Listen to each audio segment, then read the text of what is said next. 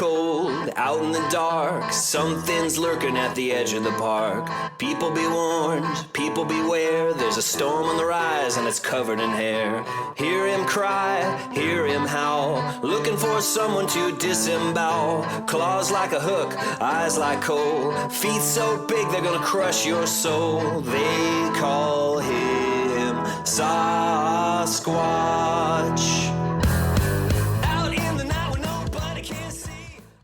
Hello, my friends. This is Yowie Central. Welcome to the show. I'm Sarah. Happy Hump Day, people. I hope your Wednesday has been kind and gentle with you. Before we get into it today, I thought I'd share with you a couple of messages I got after last week's show. My guest last week, Paul, had a terrifying experience in the Blue Mountains on the edge of the Kapiti Valley, where during the middle of the night, something was trying to push him out of his swag and felt like at one stage that he was almost being crushed to death by an invisible force. I mentioned that it reminded me of a case where the witness, James, saw something invisible crushing the boy in the bunk bed above him. He could see the bunk being pushed down, but not who was doing the pushing. James got in touch with me after last week's show and mentioned that he thought that as Paul had placed his swag deliberately over a game trail, he might have put himself in the path of an original Australian spirit, acting out old everyday tasks like hunting, like spirits sometimes do after the person has passed. It's like they're stuck in a loop, repeating the same thing over and over. A friend of James's, Craig, an original Australian, thought the invisible force could potentially be a me man, a tree spirit, or that the game trail was actually a Yowie or Brown Jack Junjadi trail that Paul was inadvertently blocking with his swag. Another message I got was from Daryl, the shamanic healer I mentioned in the show.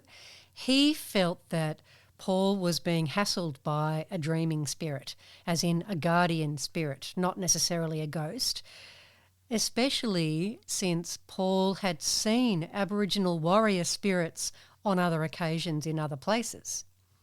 Daryl said that when dreaming shows itself, it's always for a reason, not coincidence, but that we need to reciprocate or acknowledge it, otherwise it will withdraw, which might explain why Paul doesn't experience seeing those warrior spirits anymore. So a huge thanks to James, Craig and Daryl for reaching out to me and to Paul and to you and sharing their thoughts on what might have happened to Paul that night. So let's get into it today. I've got a fascinating one lined up for you. Ben joins us to share his Yowie and paranormal experiences, and let me tell you, some of them are categorically terrifying.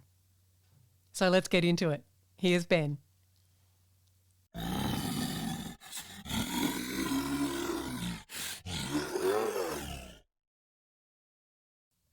I'm dying to hear all about what's been going on for you. Wow, Yowies and spirits and entities. Oh my. It's honestly like it's all happened in my lifetime. That's so one of the reasons I'm a bit hesitant to bring up the Yowie stories. Basically because I've just had so many like spiritual type encounters. Talking about Yowie seems to, I don't know, like almost detract from that and make it a little bit too hard to believe. That's why I'm a bit hesitant.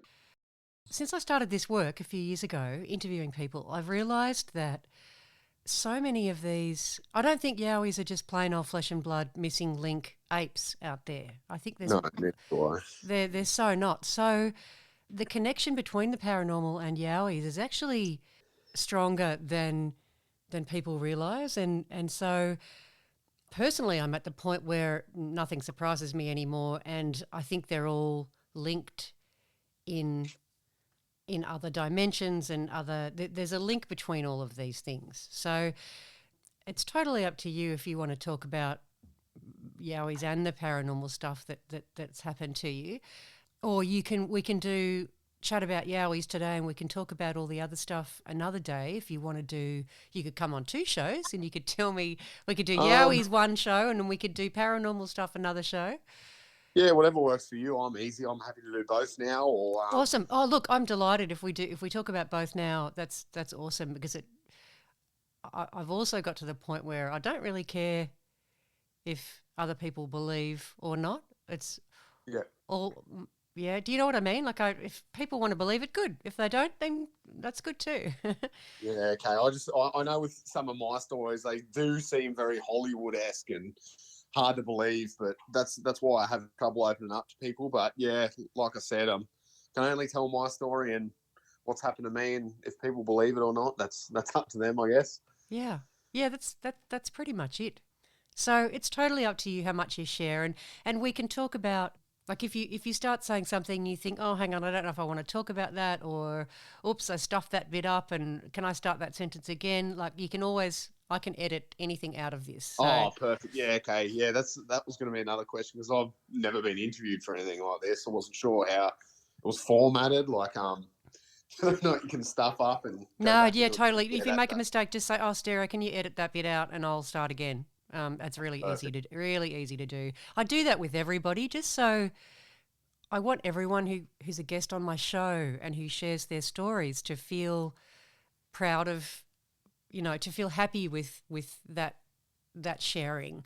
And if I put somebody on who made a big mistake or stumbled over their words or whatever, and then they feel bad about it and they're embarrassed about it, then that makes me feel bad. So I spend hours editing things. I know there are some podcasters who don't bother, but I spend hours editing things so that everyone who's on the show sounds the best that they can. Oh, that's good. Yeah. That's good. Yeah, 'cause I always hear like a lot of your interviewees and think, geez, they deliver that so brilliantly. Like, I'm going to stumble and stutter. And hours and hours of editing out ums and ahs and and because most people have vocal tics where they and I a lot, even though I've been training myself not to. I still do it, and then it is really hard to not do it. It is hard. And then other people have a or a right.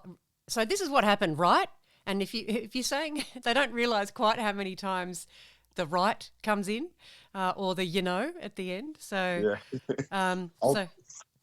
Sorry, I was just going to say I'll try and be on my best behaviour, but I'm an ex-sailor, so I swear a lot too. Like, totally fine. It's a grown-up show. We're not on the ABC. You can swear as much as you like. I generally don't. I'll try and keep it to a minimum though. I generally don't edit. Well, I can edit it out if you want me to, but I don't really care. I'll try and keep it to a minimum, but yeah, that's one of my nervous tics if I'm trying to fill in the blank sometimes instead of it comes out as a fuck. A bit of a fucking, that's right.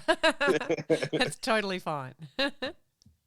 Totally fine. So why don't we start from let's do Yowies first. So you very kindly contacted me with a couple of Yowie stories to share from the New South Wales South Coast. Was that right? Yep, that's correct. New South Wales South Coast. So the first one occurred down west of a town called Milton. So it was round about Pigeon House Mountain, if you've ever heard of that. No, I haven't actually. Pigeon House Mountain. Pigeon House Mountain, yeah. Right. So it's west of Milton. West of Milton. Okay, got it. Yeah, so why don't you just tell me in as much detail what happened, what you can remember, and then I'll ask you some questions after that. Yeah, no worries. So it first started, I was on this camp. So I'm part Aboriginal.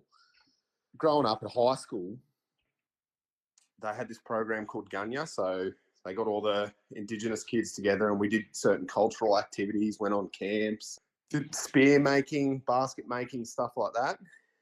This particular, we went on a particular trip to an old uncle's property.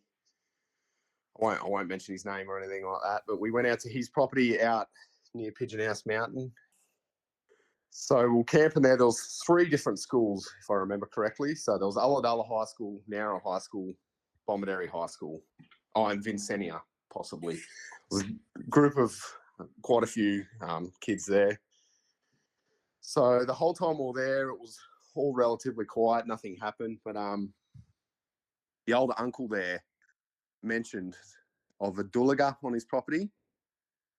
Well, not just on his property, but all around the surrounds. And being kids, we would come out of a night time and try and sneak a smoke in or whatever and just be naughty, as you do when you're that age. As you do, yep. Yeah, I think I was about 14, 15 kind of thing. Yep, I remember being very naughty at that age too. Yeah. This old uncle said, look, kids, if you're going to be up being noisy all night, this Dulaga isn't going to take kindly to it. He's going to make his presence known to you all, basically. I think it was the last night we were there. It was one of the other kids from the other school just started screaming all of a sudden, like blood-curdling, terrified screaming. A couple of us went around there and just to see what he was going on about, and he was adamant that he's seen a Dulaga. He's seen something very, very tall, between 7 and 8 feet kind of thing, with glowing red eyes just staring at him right on the bush line. Didn't do anything intimidating. I guess it did. It being there would have been intimidating, but it didn't make any threatening gestures or anything like that. It was more just its presence that terrified him. A few of us went around there just to see what was happening, and yeah, he was terrified. He was pretty much inconsolable. No one really believed him. We thought, oh, he's just having us on here, but his reaction seemed pretty genuine. After that, a group of us went, oh, being brave, we'll go in the bush and we'll try and find this Dulaga, or just to prove this kid wrong, or whatever. I myself didn't see anything, but when we went in there was a group of kids that again started screaming, were terrified. We ended up, once me and my mate heard that, we ourselves were terrified, ran out of the bush, went back to where we were camping, and met up with the rest of these kids, and they explained the same thing. They seen a 8-foot tall, bipedal, humanoid type creature with glowing red eyes. Not eye shine, like glowing red eyes staring at them. Again, didn't make any threatening gestures or anything like that, but it was enough to shake them up. And from that point on, I was like, nah, these kids are telling the truth. They actually seen this. From that point on, I was like, okay, there's something to this. The Dulaga or the Yowie is a real creature. Absolutely. All based on their reaction. Again, an Aboriginal elder talking about this beforehand. What did he say? What did the elder say to you after? Did he know that you'd gone out looking back into the bush looking for the Dulaga? Yes, he did. So a couple of the kids mentioned that they seen it last night. There was a few police and stuff that were there on the camp giving talks and stuff. They kind of just brushed it off like, oh yeah, but no, not this old uncle. He more or less just said, I told you kids so. Like, you've angered him. And yeah, I knew it would happen. Did he share anything else about what the Dulaga is or does, or anything else? Not really. He described its basic appearance. He said it was just a tall, hairy man, really. Like before any of the kids seen it, that was the description they got. A couple of them knew about it beforehand. Me, myself, I didn't. No, I didn't go into too much detail in their characteristics or like their behaviours or anything like that. Had any of the other boys heard of the Dulaga? Did they know what it was at that stage? Yeah, a few of them had. So there was a few of the other kids that had a bit more of an understanding what the Dulaga was, just through other elders, their parents sharing that information, I guess. But yeah, me, myself, I had no idea until then. That was my first. I knew about Bigfoot, like in North America. Knew of the Yeti. That's about my extent of understanding in the matter.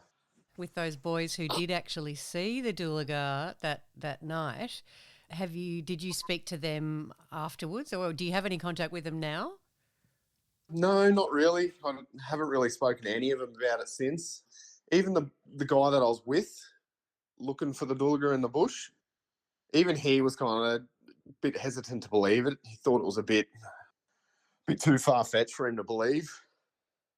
Yeah, I don't really talk to any of them because the kids involved were from another school as well, which I didn't really know them that well. So, no, I don't really have any contact with any of them. Tell me about the second one then. When was the second encounter? For the next story, I was about 16 or 17. Lived in the town of Conjola. I had my girlfriend at the time, my brother, a female friend that was with us. We decided to go for a walk along next to Lake Conjola. We had like a spot where we had a cubby house built. We used to go in there as kids and do what kids do, drink alcohol, smoke a bit of pot every now and again. This particular night, we went, left there with the idea in mind just to have a joint between all four of us. I know that kind of takes away from, or not takes away from the story, but how should I put it? I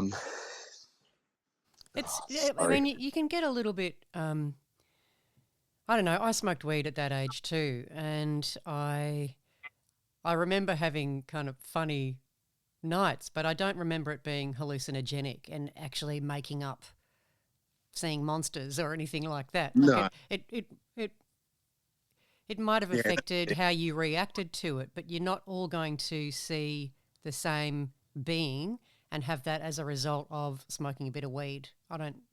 So I wouldn't stress too much about that. Yeah, exactly. So we all went down to smoke some weed. Regardless, you can't all hallucinate the same thing. Okay, so we've gone down to share this joint. As soon as we get there, we're maybe 2 or 3 puffs in to this joint.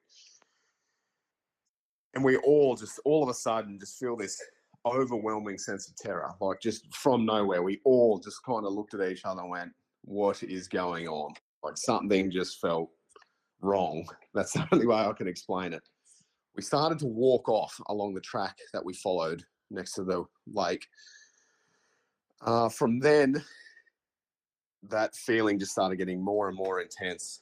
We started having sticks or like small branches or something just being thrown through the tops of the trees. You could hear it like almost sounded like a bird flapping its wings in the treetops. But we soon learned that was stuff getting thrown in the treetops, and it seemed to be just above us every time. So from then on, we just went into mass panic mode. So we followed like a bit of a trail on the way in.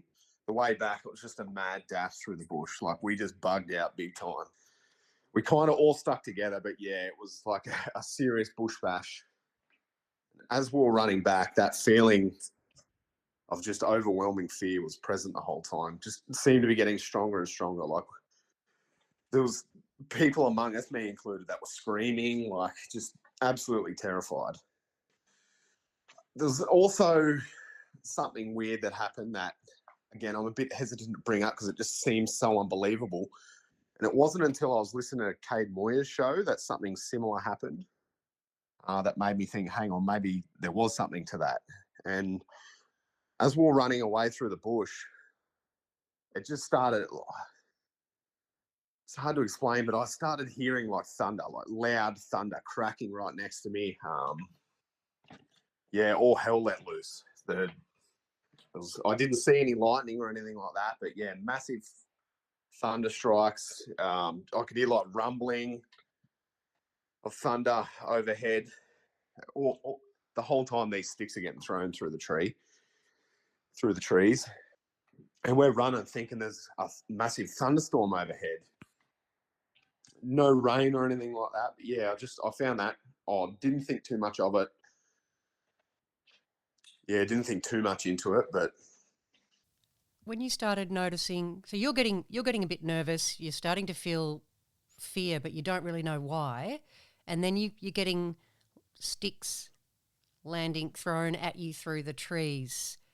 Did they actually make contact with you, or you just noticed? No. It all seemed to be above us. So we're walking through like coastal scrubby type stuff, so lots of casuarina trees and eucalypts and stuff like that. So you can imagine like where the tree height was. It was like the tops of the trees, or where the foliage first starts. There was just sticks being thrown through that, like whizzing through, knocking leaves off. It was never at us. It was always above us, though. It seemed to be like right above our heads. Yeah, right. But you've all got this feeling of terror or dread. Were you talking to each other about it? Or- Yeah, we did at the start.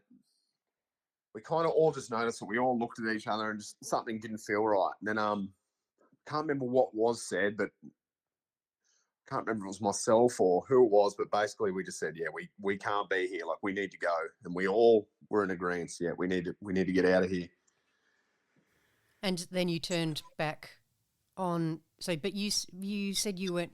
You didn't go back on the trail that you'd come in. You bush bashed. We started off on the trail. Yeah. But yeah, once those sticks started getting thrown, we just bugged out. Like, I don't know. I can't explain it. Logically, you'd think you'd stick to the path and go back, but we just scattered. And it sounds like you panicked. Oh, big time. Yeah. So did you all run off in separate directions or all together? No, we kind of stayed together, but yeah, there was no like, it was just a mad dash through the bush. It was certainly wasn't following a path right next to each other or anything. Like, we were in dribs and drabs, but trying to stay together, I guess. Yeah. And it's interesting to, be in that place and then suddenly feel this fear, but you're not really sure why. You're just really frightened. Well, it's something that I've experienced before. We can get to that later, but Yeah. a lot of my ghost paranormal kind of experiences, I've experienced that before. But yeah, we come back to that. We'll get to that a little bit later. But it's a really common. People report that suddenly feeling terrified or feeling in fear of their lives or feeling dread or feeling like they have to get out of here right now, they're in danger, but not really being able to locate an external source of that fear, but just suddenly overwhelmingly feeling terrified.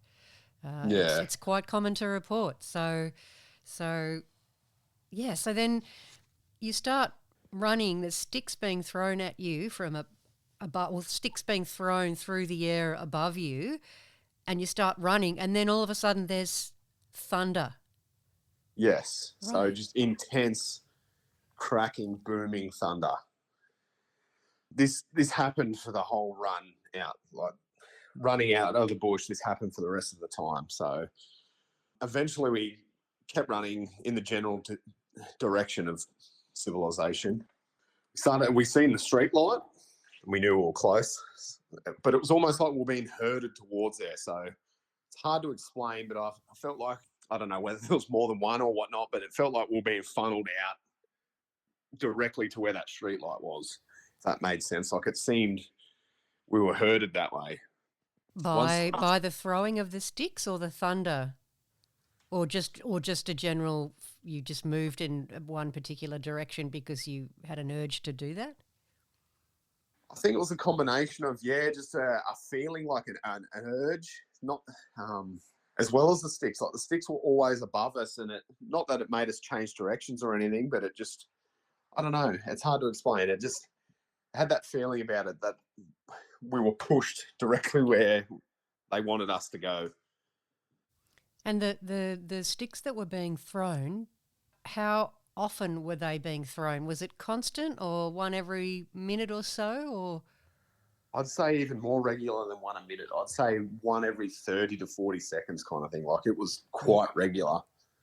And did they appear to be coming from different directions or the same direction? It's hard to say. It's hard to say. Like I said, at first, it just sounded like a bird or something in the treetop, like flapping its wings. Right. But once we realised it was sticks, it was like, we obviously panicked. But yeah, it was hard to tell any sense of direction, like where they were coming from or anything like that. And that we never seen anything the whole time. Like, I never seen what it was coming from or anything. So did you have a thought process that, because you said when you noticed the sticks that made you feel frightened, was that thought process that, well, somebody has to be throwing sticks, like there's nothing else that can throw sticks in the Australian bush? Just a combination of that intense fear that we felt for no reason, plus sticks being thrown, which indicates that whatever's doing it has thumbs. Yeah, we were thinking human, but just had no idea, thinking maybe it was uh, ghostly or demonic somehow. But yeah, I certainly wasn't thinking Dulaga at the time. And then so there's this thunderstorm above you, and then with no lightning, no rain, and then you running and you end up under a streetlight. What happened then? As soon as we got to the road and we were in the safety of the street light, everything just stopped straight away. There was no thunderstorm. There was no sticks being thrown. It was almost like we ran through a wall where the terror just ended. Like, we were still a bit shaken up and whatnot, but that feeling of intense fear was gone. I brought up the thunderstorm and that I could hear it, and that it was crazy that it's just now stopped, and only one other person heard it. So my brother and my girlfriend at the time didn't even hear this. Like, it was something that just didn't even register to them. So that's what really confused me. That is really strange, isn't it? That Yeah. So how many? There were 4 or 5 of you? 4 of us, yeah. 4 of you. So 2 people heard thunder and the other 2 didn't hear anything. No, they heard the sticks and Right. definitely felt that terror. Yep. But no, there was no thunder or anything like that for them, which is very odd. Yes. How bizarre. Yeah, I wonder what. And did you say you heard something on Cade's show on Believe that was similar? Yeah, Was it about the thunder? So I think he had a woman on there. I think her name was Jackie. Top of my head, I think she was in far north Queensland or something like that, and something to do with a rainstorm. So she heard rain falling down all around them, and there was some other weird, like, visual type disturbance she was having. I didn't get any of that, but apparently, yeah, she witnessed rain or something like that, and when it wasn't actually raining. Yeah, right. I'd have to go back and Yeah. look at the story again. But yeah, once I heard that, just the similarity between that and my story, I was like, wow, okay, there's something to that. I wonder if it was because one of the theories that I've heard discussed many times, and I lean towards it, is that feeling of terror or dread is a result of an extremely low frequency being emitted by one of these beings. You can't hear it with your ears, but it vibrates your organs and your inner ear, so it makes you feel nauseous and uneasy and unbalanced, sometimes dizzy. Yeah. It has slightly different effects on different people, and I'm not sure if a slightly lower frequency causes nausea, but a slightly higher frequency causes fear or something. I'm not exactly sure how it all works, but I'm wondering if they also have the ability to create a sound like thunder. I don't know. I'm talking off the top of my head here. I'm just wondering how that could happen. Yeah. How that? But then I guess it doesn't make sense. Oh yeah, well look, there are some. I'm just thinking there are some reports where one person feels that dread and the other person doesn't, or one person feels a bit sick and the other one doesn't. So it's not unusual that some people report certain things that the other people didn't report. I interviewed a guy for my show a little while back who had a UFO, a crazy UFO, massive, huge UFO in the sky, and the people that he was with couldn't see it and couldn't hear him talking to them to say, have a look at this. All of a sudden they couldn't hear. So, yeah, wow. Yeah. So, yes, that's really interesting that your 2 other friends didn't hear a thing until you did. Yeah, whether or not that's infrasound or whatever. Yeah, it was whatever it was hard to explain, and the reason why it affected 2 of us and not the other 2. Yes, it's really, really odd. Really odd. And unfortunately I don't have answers. I wish I did have answers to everything, because I want to know everything now. But I don't have the answers. And then you went off to you joined the Navy and went off to sea. Yeah, I joined the Navy pretty early. So about the age of 18, I finished high school and joined the Navy. I did 11 years in. But right at the beginning of my naval career, I was at sea, and just as you do, early morning, late night kind of thing, you ramble about anything and everything. And we used to talk about ghost stories and stuff like that. There was another guy on there that was right into the paranormal, such as I was, just with the amount of paranormal experiences I've had. It was something that I was pretty happy to share being on there. Not everyone believed it, but this guy certainly was right into the paranormal world as well. We were sitting down one night, just chatting about it. He was also well versed in like Yowies and Yowie behaviour. I had no idea that AYR or anything like that was a thing by this point. I just happened to bring up that story about getting chased through the bush with the sticks getting thrown and the thunder overhead and whatnot. And he came up, he basically just said, mate, that's Yowie. You've had a Yowie experience.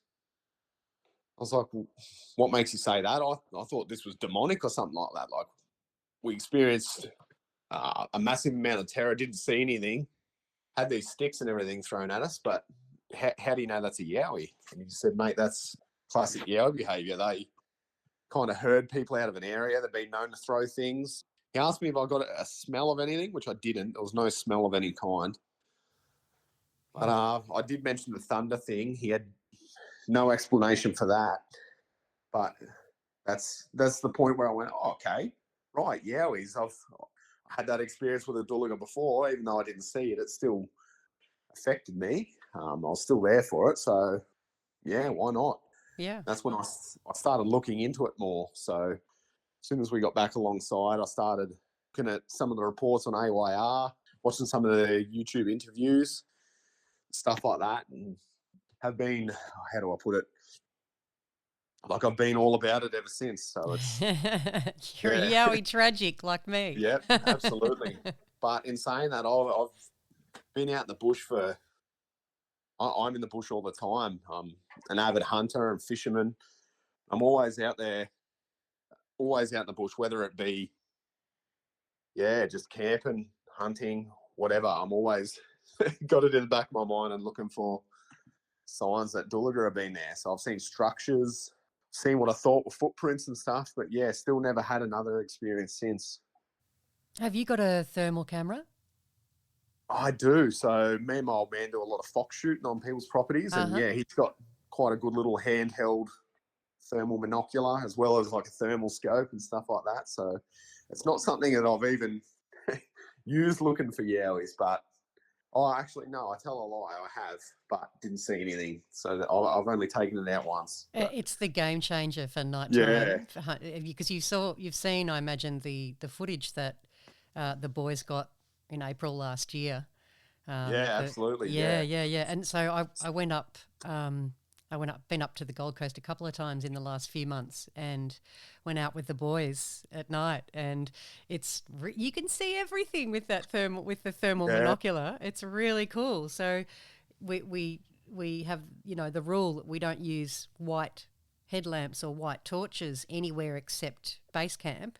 And so we've got red lamps in our head torches so that you don't see red light as much in the bush, obviously. And but you can be sitting there by yourself thinking, oh, this is a bit spooky. I can't see anyone. It's pitch black. But then as soon as you put the monocular up to your eye, there's Dean 30 metres away, bright, lit up like a fireworks. So it's a really cool device to have if you're out looking for Yowies, out Yowie tracking at night, definitely.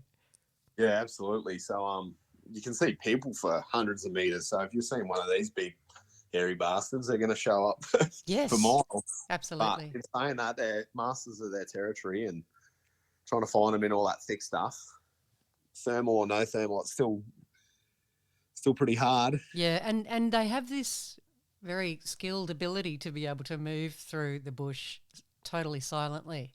Because I was going to ask you, you didn't mention if you heard in that frightening experience with the thunder and the sticks, did you hear any footsteps? Nothing like that at all. Yeah.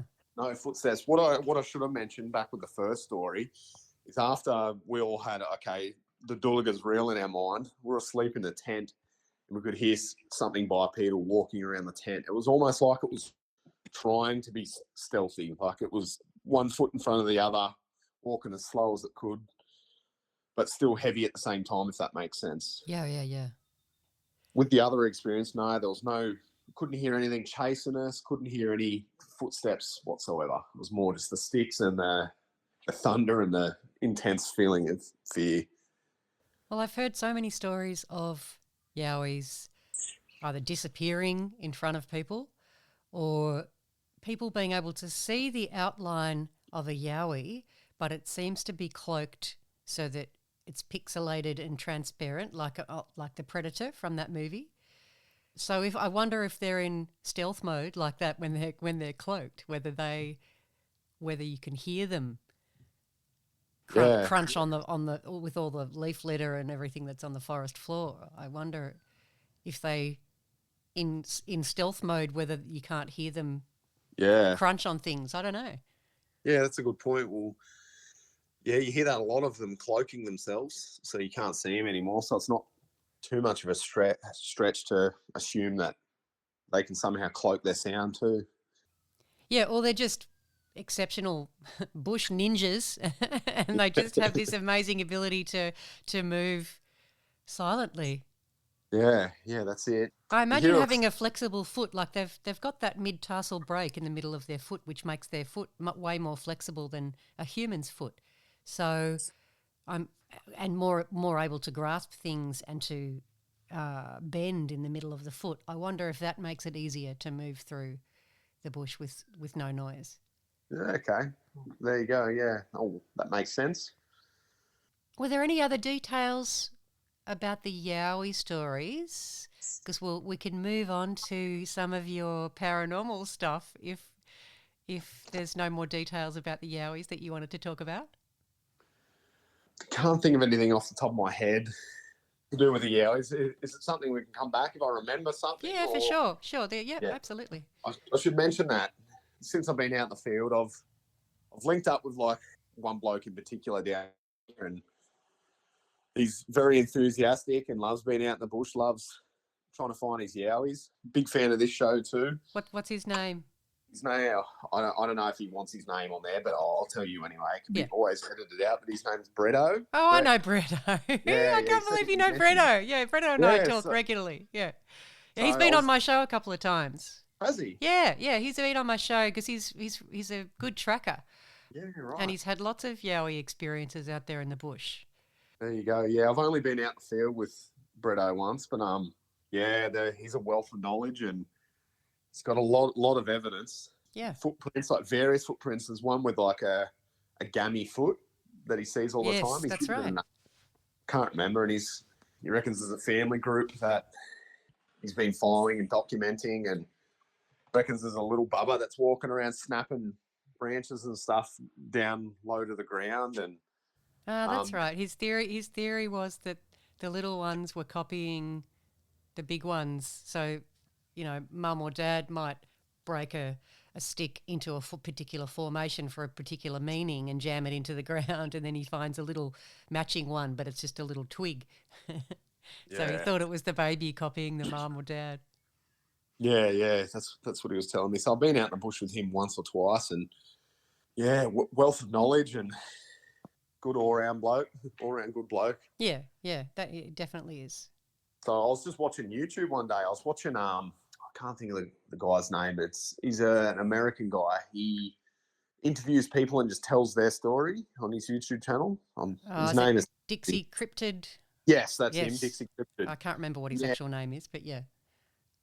Yeah, so I was watching that and it was telling this story of Bretto. Found it very interesting because it was Australian, obviously, but at the end, he went on to say that he lives in the Shoalhaven area now. He'd got footprints and stuff from the Ulladulla area. I'm from there, so I was like, I need to meet this bloke, and just sent a comment on YouTube just saying, how do I get in contact with this bloke? And he hit me up and went and caught up, had a beer, and the rest is history. Oh, that's ace. That's awesome. And I'm sure he's really grateful for company because he was always out there by himself. Yeah. Yeah, very good photographer. He's an excellent photographer, actually. Yeah, Beautiful wildlife photographer. yeah, absolutely. Yeah, some of his YouTube vids, amazing. Yeah, Yeah. Yeah, absolutely. yeah. We haven't been out too often, but always try and catch up when we can. As I'm a single dad and work full time, so it's hard at the moment with the shit weather we've had and COVID and whatnot. It's been a bit of a It, buzzkill, but yeah, yes, it hasn't been conducive at all to getting out there Yowie tracking really the last couple of years, have they? For no, at not at one all. stage I was locked down for weeks and weeks and weeks on end down here in Victoria and wasn't even allowed to, when I did leave my house, I wasn't allowed to go any further than 5 kilometres from my house. So it was just, yeah, the last 2 years have been a write-off, really. Yeah, But yeah, certainly that for, was, yeah, it was hard. It was hard. it's getting very old, isn't it? It Yeah. very old. Yeah, very old. During my naval career, I never seen anything myself, but we've got long range thermal cameras and stuff like that that can be remotely operated. And people on the bridge and stuff, it's, I wouldn't say common, but it definitely happens that they see strange lights in the sky and unexplained flying objects, Oh, unidentified flying objects, sorry. yeah, yeah, yeah. Oh, it's the US government are now admitting all of that though, so it's not that big a secret anymore. They've released a small portion of the footage that they have, and they seem to be openly discussing it now and admitting that they have known about UFOs or UAPs, as they like to call them Yeah. these days, Yeah, what's with that? unexplained aerial phenomena, Yeah. instead of unidentified flying object. I think that's a military term. I'm not really sure why they want to call it Sounds like that. the military, they've always got to change stuff and Yeah, come up with exactly. clever new acronyms That's for acronyms that already exist. that's right. That's right. So it's not a big secret. It wouldn't surprise me at all that you'd had experiences like that on a naval ship. Yeah, I think Aussies are just a bit more laid back and don't care as much. So they see that and like, yeah, I've seen a light in the sky, Yeah. Yeah. over into the ocean. Yep. It is what it is. Don't really Exactly. share it with anyone and never really goes further than that. That was the general consensus. Yeah, you hear, oh, I've seen this light. It's like, oh, cool. What happened? Oh, I don't know. Just was there, then dove into the ocean and disappeared or whatever. It's like, oh, do you share this story? Though, oh, not really, not that much. Not as excited as what I would have been, that's for sure. Well, there's a lot more talk now of UFOs that, what do they call them? USO, so unidentified submerged objects. So Yeah, or there's a term for UFOs that can do both, that can be flying through the sky and then dive down into the water or emerge from the water. Yeah, so there's I want to know what's going on there. I want to know what's going on under our seas. Are there it's a massive ocean, isn't it? Yes, it's so huge. There's Got a lot so of water on the planet. yes, so vast and so many areas that human beings can't get to. So what's really down there? Exactly. Yeah, Yeah. very interesting. Very interesting. Okay, so shall we shall we have a chat about some of the paranormal things that you said that have been happening to you since you were a child? Ever since I was really young, I've seen spirits. I've had spirits come to me in my dreams. Just yeah, it's all happened. So that's with my Yowie stories. That's why I'm always a bit hesitant to bring both of them up in the same setting, just because I feel like people think, oh, come on, mate, like you can't have had all these ghost experiences plus the Yowie stuff. But no, it happens. So Yeah, some people are magnets. I know quite a few people who've had Yowie experiences and ghost experiences and UFO experiences, all three. So yeah, yeah, so it's actually it's a lot more common than you think. So where do you want to start? Do you want to start with what you remember as a child of things happening? yep, yeah. So I remember from about the age of 2 or 3. I remember my mum. The earliest memory I have is my mum dressing me when I was a young toddler. I just seen behind her these 3 shadowy figures. So it just looked like 3 men in black morph suits, more or less. So they were very jet black.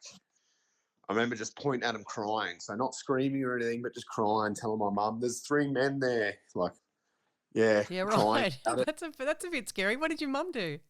She used to just say, oh, there's no one there. There's no one there. It's all right, mate. Just trying to calm me down. And apparently, I've heard stories. I had a friend called John.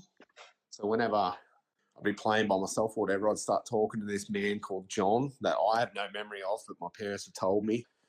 Yeah. You're right. So Right. That's really that was interesting. about the age of 3 as well, 2 or 3 kind of thing. Funny that you gave him a name. Yeah. I don't know. They never knew a John or anything like that had passed. So it was odd, but yeah, it's something I can't remember. But He must have told you his name at some stage. You yeah, can't remember now, but it makes me think it's more spirit than just like a true imaginary friend. yeah. It's because you've given him a name. If it was an imaginary friend, kids aren't gonna use the name John, are they? Well, yeah, where are you going to just Yeah. pull John randomly out of your head? It's strange, isn't it? Right. Right, but you Yeah, didn't. You don't remember actually seeing him or interacting with no, him? no, I don't remember anything to do with this John character, but yeah, I certainly remember those 3 shadows early on.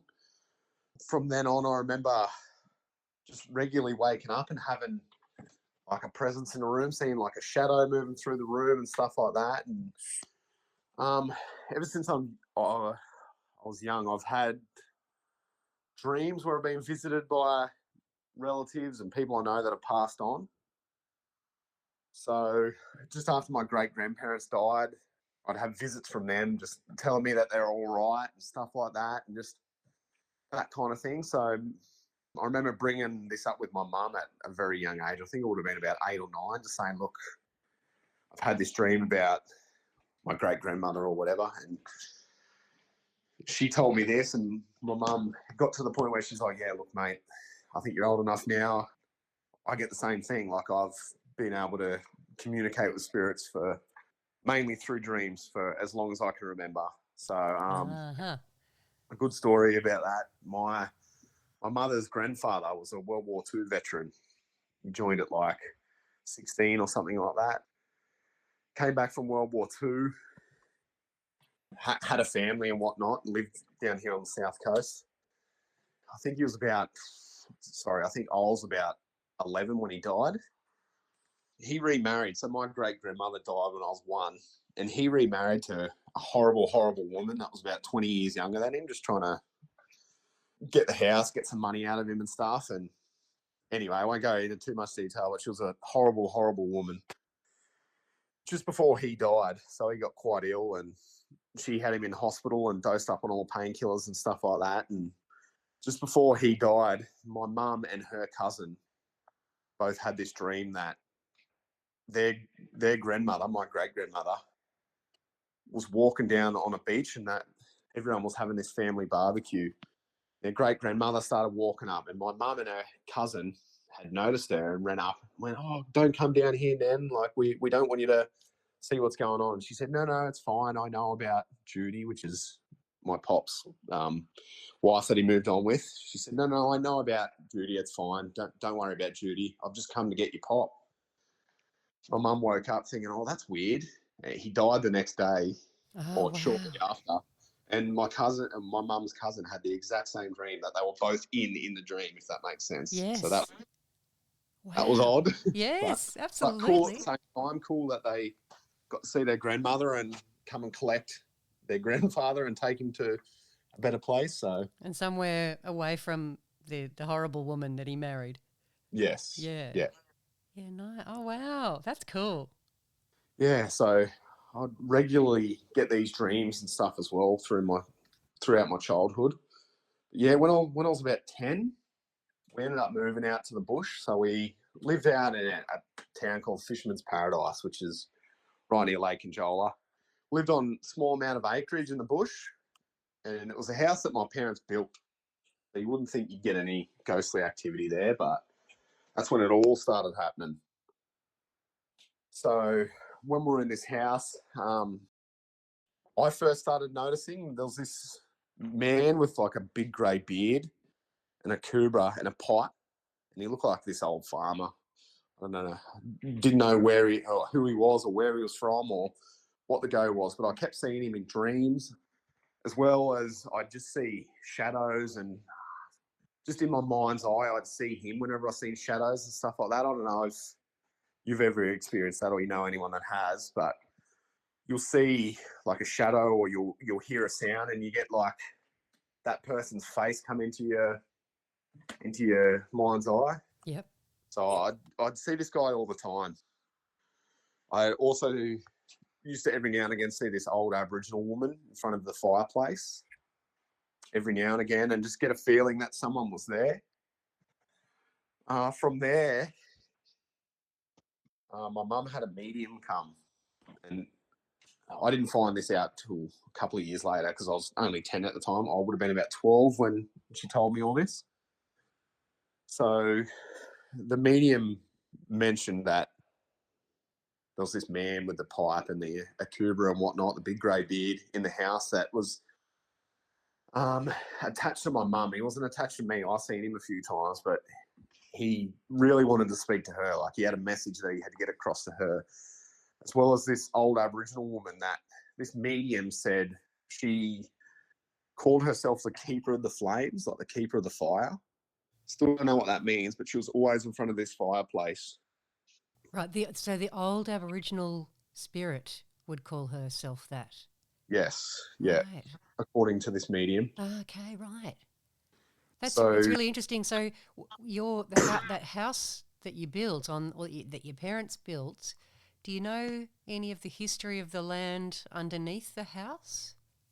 no, we don't know any of the history of the land under the house or anywhere on the property, but we know that it was a pretty significant kind of area. So there's a creek called Gulu Creek and Bunair Creek, which are right near there. They run up into the neighbouring national park and the state forest, and they're I don't know if I should say it because I'll say it anyway, but there's cave paintings out there. It's not like I'm giving coordinates away. Yeah, sorry. Yeah. You're right. Cave paintings out there and stuff. So it's also caves. There's a spot called George Boyd Lookout, which is right near there. There's caves and stuff there. So it's a pretty significant spot, I guess you could say. But no, certainly don't know the history of the land itself other than that. All the surrounding land was a massive cornfield once upon a time, but yeah, that's about the extent of what we know. Yeah, right. How interesting that you've got two different spirits in it. Yeah, so it started off that way. Yeah. And then more? Then you got more? Oh yeah. Okay, all right. Right. Oh, just before you move on then, so with the old guy with the big grey beard, did he move around when you could see him? Did he ever actually talk to you, or was he doing anything, or was he just standing there? He never talked to me, and I've mainly seen him in dreams. So I remember, in particular, I was laying there asleep. So in my dream, I was asleep, if that makes sense. I roll over. Yeah. I had a computer chair and a computer desk. He was sitting in that chair just staring at me, just staring straight into my soul. This was all in a dream, by the way. I notice him, get terrified, wake up, and I'm really awake at this point, looking at the chair, just covered in sweat, and he wasn't there. But something tells me he was there. I just couldn't perceive him for whatever reason. I only could in that dream state. Yeah. In that But astral state. Yeah. Yes. Ended up finding out. Oh, sorry. No, you go on. No, you go on. I was just going to say, I ended up finding out years later that this old man with the beard was actually, my mum told me years later, that medium was like, look, he's attached to you. He wants to speak to you. If you feel comfortable, you should just let him one night. Just try and calm down and let him speak to you and find out what he has to say. So my mum did. She used to lay in bed all the time. My dad could never see him. But he'd be sitting in the kitchen looking at her, like in her general direction through the bedroom, and he'd dip his hat to her. So this one particular time, she's like, all right, I'll try and chat with him, see what he says. And she ended up finding out it was her uncle her uncle or great uncle. It was her great uncle, I'm pretty sure. I don't know if she had a lot to do with him. I'd need her to tell the story properly. But basically, he said something about a saddle because he was a bushy and used to train horses and stuff like that, and was always on a horse basically. So apparently, he came and spoke to her and said something about a saddle. Said, "Tell such and such," which was his daughter in the end, about the saddle. My mum ended up saying something to her. It must be her auntie if it was her great uncle. Anyway, she said something to her auntie just saying, "Oh, this is going to sound odd, but I've been seeing your dad and he mentioned something about a saddle." And she said, "Oh, okay, well, I've got his saddle. I don't know what the message is about, but sure, I'll have a look at it." And it was covered in mold in a shed somewhere. So that was apparently his pride and joy, was that saddle. So so he wanted her to get it out and look after it and clean it yeah, up. yeah. Oh, wow. So why he chose my mum to try and communicate with, I don't know. But yeah, it seems to be all these family connections that are popping up every now and again. Oh, and that ability to see spirits and communicate with them seems to often be a genetic thing. It's passed down Yeah. through. I spoke to someone just recently who talked about how it's the women in her family, it runs through the line of the women in her family. Yeah, okay. Yeah, really interesting. Yeah, that certainly seems to be the case in my case as well. So my mother can do it. I don't think either of her parents can to the same extent anyway. I certainly got it. Doesn't seem like any of my brothers did, but my son, who's 7, has it as well, has the ability. So that's something we can talk about later. Yeah, right. Interesting. So he's seeing stuff. We don't have to talk about it now, but yeah, he's seeing spirits too now, is he? Yeah. He's 7, so. I'm actually meant to mention to you my friend Jasmine, who's been on the show a few times. She's seen ghosts since she was a kid as well. She sees them all the time, and they talk to her, and she's quite a gifted seer of ghosts. And I've had a few people contact me over the last few years saying, "Look, I'm really frightened. I keep seeing there's all this paranormal activity, and I'm terrified, and I don't know what to do." So Jasmine's happy to have a chat to you if you wanted just some reassurance, or you wanted to talk to someone who has the same experiences all the time, and how she manages to not get really frightened, and how she manages it all. No, I'd be happy for that. If you could give me her details or share mine with her. I can do that. I'll talk to her first, but then I'll set up a little messenger group with the two of us, or with the three of us, and then you guys can talk to each other and swap numbers, and you could give her a call or vice versa. It's funny because I just got an email yesterday from someone else I interviewed in the past, and he said, "Look, I'm just writing on behalf of a friend of mine who's started seeing ghosts, but all of a sudden it's all ramped up, and he didn't actually have that much experience with this, but it all seems to be happening, and he's terrified." So I emailed Jasmine and said, "Mate, would you mind having a chat to this poor guy because he's really frightened?" And she said, "Of course, no worries." So she's just a beautiful, beautiful, kind-hearted, lovely woman. So yeah, I'll ask her. I'm sure she won't mind at all. Yeah, that'd be good. Thank you. Yeah.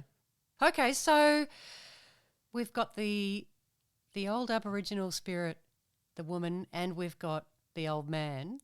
I'm dying to know what the Aboriginal woman, what her spirit, the keeper of the fire. Did you say? Yeah, the keeper of the fire. I don't know what that means, or is that someone whose job it is in a tribal situation to keep the fire alight at all times? So yeah, possibly. In times before lighters and matches and accelerant, with the difficulty of creating fire with rubbing two sticks together, on another piece of wood, I'm wondering whether the keeper of the fire is the person whose responsibility it is to keep that fire going.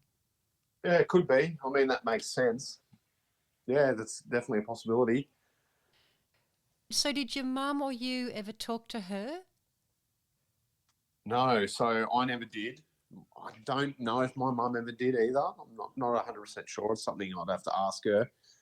But we definitely both sensed her and seen her to an extent. So I never seen like a full-bodied spirit or anything of her, but certainly seen her in my mind's eye and stuff like that, and sensed her presence. And once this medium came, and my mum, because I had nothing to do with the medium either, but once I was a bit older, my mum explained it to me why we were seeing them, and that's when it all made a bit more sense. And you mentioned in your message to me that you were stationed in Japan and you used to have a Japanese spirit come and talk to Yeah, you. that was another friendly one. So I mean, I can move on to that later if you want and finish about the house, or I'm Oh happy yeah, to. no, finish about that. Yeah, sorry, I'm jumping all over the place. Finish about No, the no, house. you're right. I'm happy to do that if that works for you. I'm happy to talk about the Japanese spirit, or I can No, let's stay on the finish. topic of the house and Let's yeah, whatever finish the works. house. Finish the house first, and then we'll move on. So from there, I think I was about 15. So it would have been around about the same time I had my first Yowie experience. I can't remember if it was before or after. Actually, I think it might have been a little bit before. Me and some friends were at the house, and I don't know why, but me and my brother used to brag about it. Well, we got this haunted house. Like, used to try and make our friends scared whenever they were there and whatnot. And we actually, something I forgot to mention in the messages, we used to see orbs every now and again on that property as well. Yeah, So we right. used to see like the orbs of glowing light in the bush near our house. Was it Um, white light or different colours? no, all different colours. Yeah, right. So oranges, greens, blues, everything. So we used to, yeah, brag about that and try and get our friends there to scare them and whatnot. This particular night, we played a Ouija board, which turned out to be the dumbest decision ever. I don't know if it's just coincidental or whatnot, but once we did that, even though we didn't really have anything happen while we were playing it, shit just well and truly hit the fan after that. Like, all these spiritual experiences I was having just intensified and got a lot darker. Like, it was a terrible idea. Right. Yeah. So what happened? So you don't remember anything specific happening in the actual séance, but No, so we were playing Ouija board and didn't really have a full understanding of what we're doing, and it was just a homemade board and whatnot. And I think YouTube was kind of just became a thing around about that time, or we just discovered it. And from memory, we were watching something on YouTube, like, oh, we need to try and do this. We tried to copy how they did it on there, and you know, I don't know if you've ever played one or not, but you can kind of feel the what's the piece called? I can't think of what it's called. on a Ouija board. Yeah, Oh, I can't remember either. The piece that you put your finger on. planchette, is that what it's called? What was that? Planchette, does that sound Could right? be, could be. I don't know. It's not my area of expertise, so I'm not sure. Yeah, mine either. Anyway, we used a shot glass for that. Oh yeah. I remember doing that as a 15-year-old too. Yeah, I remember it moving, but you can never tell if it's your friends doing it Yeah, or whatever. exactly. Kind of just fobbed it off and thought, oh, nothing happened. Yeah, from there, I don't know if it was coincidental or not, but shit just kept happening after that, and it got a hell of a lot darker. Right. What happened? So what sort of stuff? So it started with my mum noticing stuff. So quite, I don't want to say demonic because I don't know if it was demonic, but certainly had those characteristics about it. Like, it seemed demonic, it seemed evil, whatever it was. But I had a young brother at the time, so I would have been 15 or so. So he's 11 years younger than me. So it might have even been a bit before then. She was with him. Might have even been a bit younger because I think she changed his nappy. She was walking around. She walked around the corner with his nappy in her hand and went to go put it in the bin, and bumped into just a perfect clone of herself. So it looked exactly like her. It was dressed in exactly what she was dressed in, and it looked exactly like her. It had the same shocked expression on its face. They both screamed Oh my and God. faded out of her awareness. I would just I'm almost speechless. I would crap my jacks was the Oh, expression that came to mind. Oh my God. so it seemed to do that. Whatever it was, randomly, I'd hear my dad just call my name in like a angry tone of voice, and I'd be like, "Shit, what have I done?" And I'd walk around, he's not there. Like it's something's copying his exact voice and the same tone, the same volume, like he would have used, and just yeah, it was like whatever was in there was mimicking people.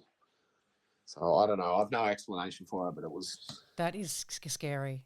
it was That is scary. Yeah. really scary. I wonder if it. Yeah, I had a sudden thought. Maybe it's a. It was your mum, but in another dimension, and suddenly That's what. Yeah.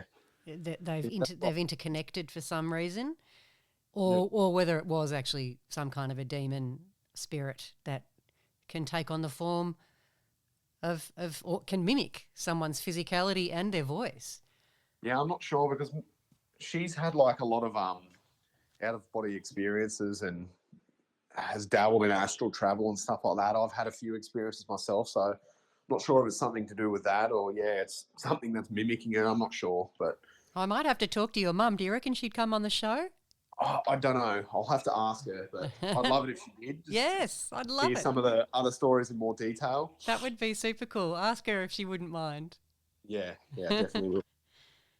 Right, Um, so I still yes. remember as well. I still remember noticing this myself. Like I seen this myself when I was that young. Was she walked into the spare room and it was me, my brother, and my dad, and who else? It was someone else. I think it was her friend or something like that. Walked into the spare room for some reason, and her hair just started standing up. It was like the room was just full of static, and every hair on her head, she has quite long hair, just stood directly up. Oh shit. And we all got that overwhelming sense of fear as well. Not to the same extent, but yeah, Right. but that was odd. Yes. There was another time where I was the only one home from school. I was sitting in the house and I could hear like my dad's voice saying something, and all of a sudden, again, just that intense sense of fear. So this was before the Yowie encounter too. That's how I knew something wasn't right the next time, and it just felt off because it was this same feeling. I just got like an intense feeling of fear. Didn't see anything or anything, but I just went, I can't be here. I need to get out. For whatever reason, I'm going to die if I stay here. It was that intense. So I got up, left the house, walked out into the paddock and just sat on the fence and just stared at the house, just thinking there's something in there that doesn't like me. My dad ended up coming home maybe about 10 minutes later after me sitting on the fence. He's like, what are you doing? And I told him, I was like, were you here? He's like, no, mate, I've just got home from work the same time I do every day. It wasn't me. I told him the story and he kind of just fobbed it off, even though, like, knowing that this shit happened all the time, he's kind of like, oh, don't worry about it. Didn't want me to be scared. So how long were you in that house for? Did all that sort of activity happen the whole time you were there? Or after Yeah. that? Oh, particularly after it ramped up after that Ouija board game? So directly after the Ouija board game, I've mentioned a few of the stories, but I started having like demonic type dreams. So it's one particular time I had a dream that I was laying there asleep. It always starts with me, like whenever I have these kind of dreams, it starts off with me being like actually waking up in my dream. So I woke up, rolled over, looked at my open window and looked out into the paddock. And I was seeing this big, tall, cloaked figure, probably about 7 foot tall, maybe taller.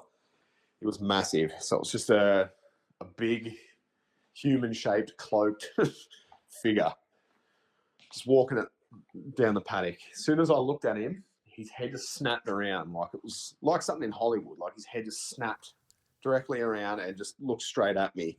Couldn't see his face or anything like that, and then he just started beelining for the front door. Oh, how scary. So the front door ended up cracking open, and I ended up just laying down under the blanket, just terrified, shaking. I took the blanket off me. I don't know why. It was dumb. Took the blanket off me, rolled over, and seen this figure bent over to get his head like under the door frame, like he was that tall, just staring at me. That's when I became paralyzed in this dream.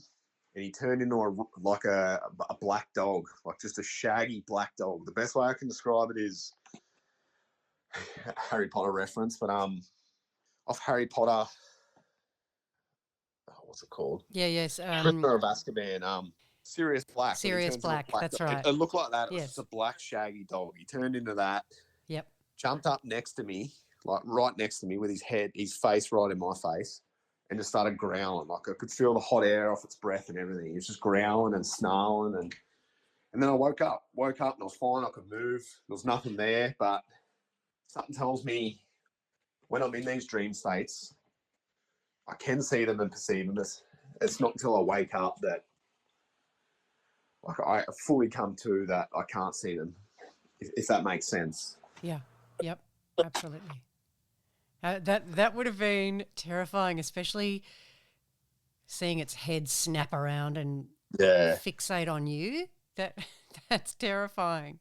And it could very well have just been a dream. I don't know. It could very well have just been a dream, and it was just a very scary dream that happened to coincide with all this other activity that was going on. But it seemed too real to me.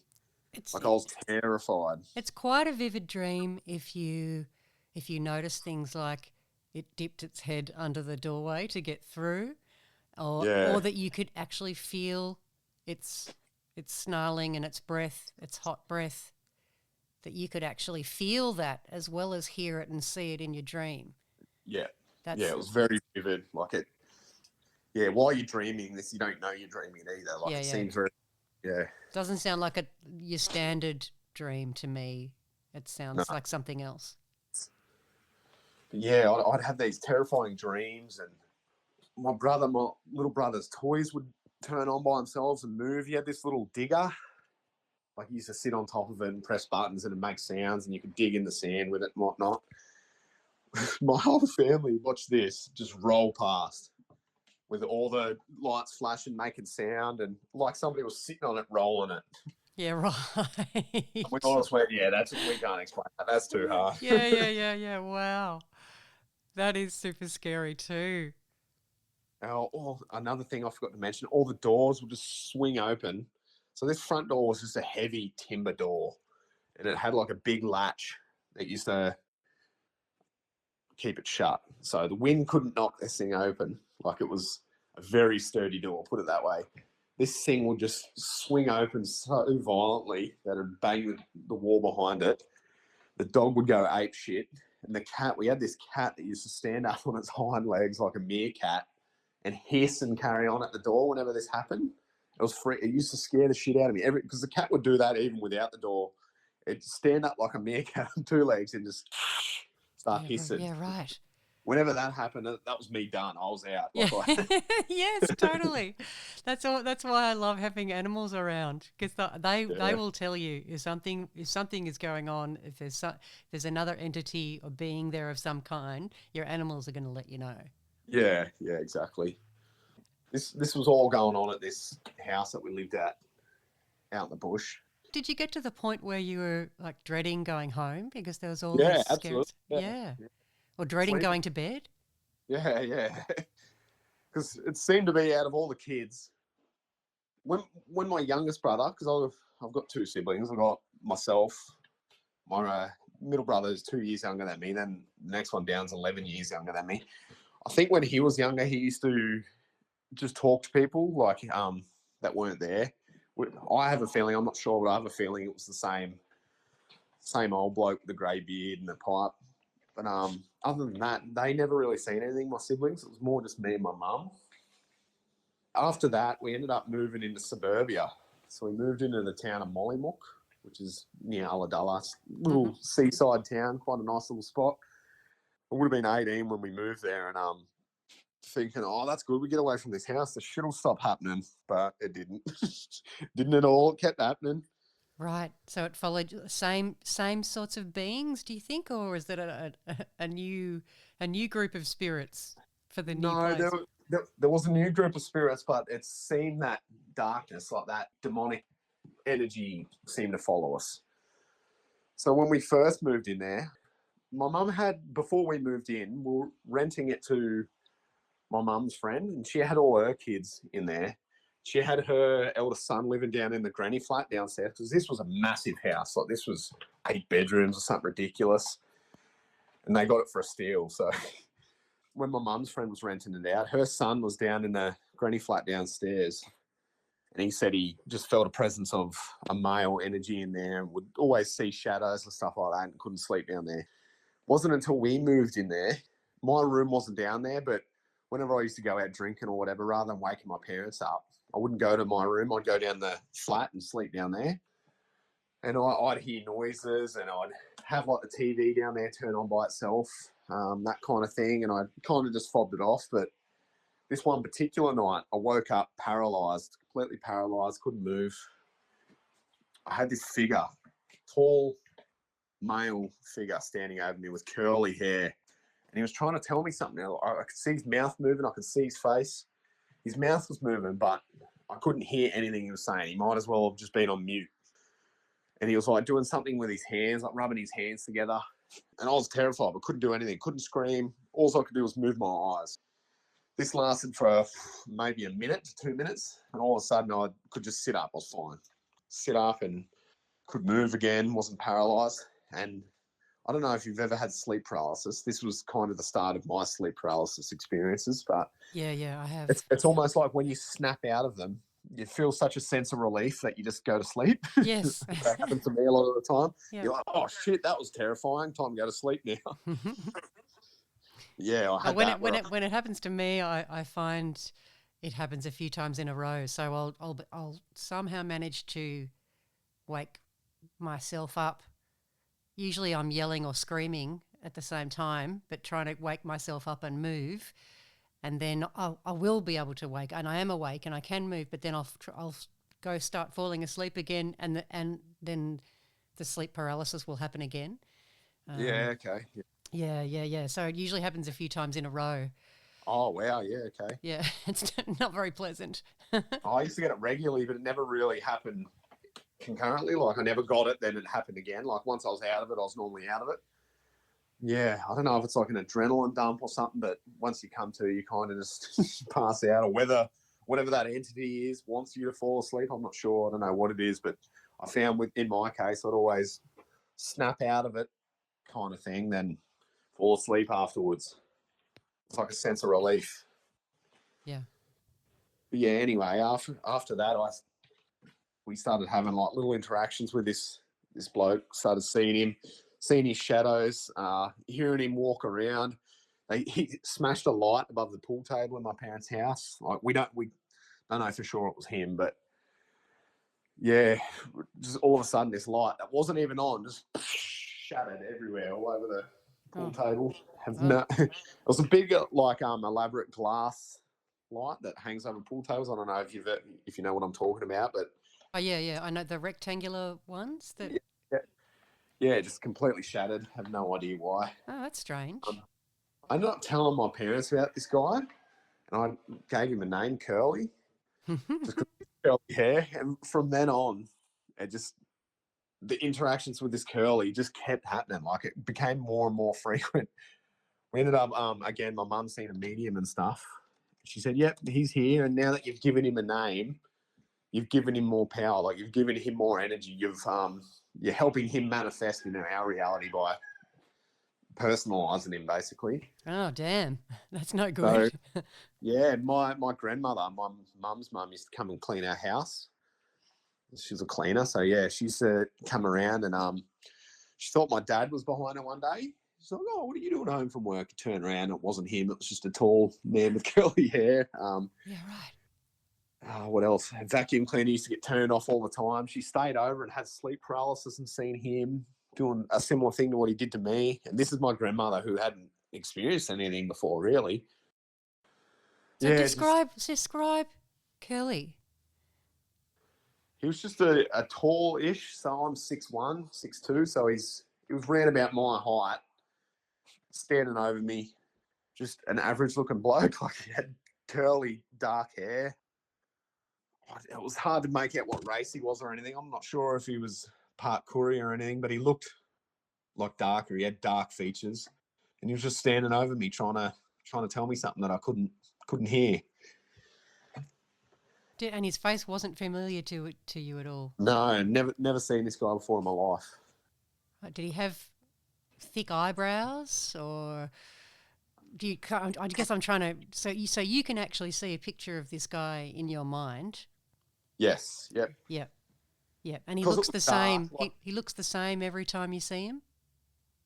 Yeah, yep. It was the same. So we used to see him every now and again. Years later, I'm kind of jumping ahead here, but my pregnant now ex-wife was sitting down at the table, and my mum seen him standing over her, like, I don't know, just standing over the top of her, looking down at her, and same thing, curly hair. She said he was wearing like a shirt that had holes in it or something like that, and yeah, he just disappeared into thin air when my mum seen him. Yeah, right. It was like he realised he was being seen and just disappeared. But the thing is, I was at the table with her. I didn't see anything. He wasn't there in my perception. Right. And your ex-wife didn't see him either. No, No, right. no. But he started hiding things as well. So we'd have people stay over. We'd have things like my auntie's boyfriend was staying over, or that they were both staying over, and his slippers, like his Ugg boots, just went walkabouts, just completely disappeared. Pulled the room apart. They're like, nah, they're not here anymore. It was about a week later, they just appeared on the bed, just sitting up perfectly, like somebody just placed them there neatly on the bed. Right. And a curly, like, it was just every now and again. So my brother's girlfriend as well would have dreams that he was standing over her, and she'd wake up and be paralyzed. And so it just seemed to be a thing that this curly was a recurring person in the household. Yeah, yes, absolutely. Did you get to the bottom of Curly? Still don't know who who curly. Don't Got no idea. you still don't know who he was? Nah, no idea. Don't know. We kind of looked into the house and no one died in there or anything. So yeah, I'm not sure. This whole time while I was living there, I was getting sleep paralysis a lot, having the bad dreams a lot. Wasn't long after I moved there, my grandmother on my father's side died of cancer. She used to wear this really strong perfume. Like, you just smell it coming from a mile away. Whenever I'd have sleep paralysis and I could tell like it was going to be something evil, sometimes I'd just sense her and I'd smell her perfume and I'd just feel her weight sitting down on the bed next to me. And I'd still be paralyzed sometimes, but I wouldn't see the negative entity or anything associated with sleep paralysis. So it was comforting. Then after it went away, after that feeling would go away, I'd fall asleep. It was weird. Maybe she was there protecting you, Yeah, that's what I feel like it was, yeah. stopping Curly from coming close, I don't know if it was curly or not, but or something else. yeah. Another time as well. So this was shortly after she died. My mum and dad got in a massive fight. I can't remember what it was about. My mum and my nan, the one that died, had an interesting relationship, I guess you could say.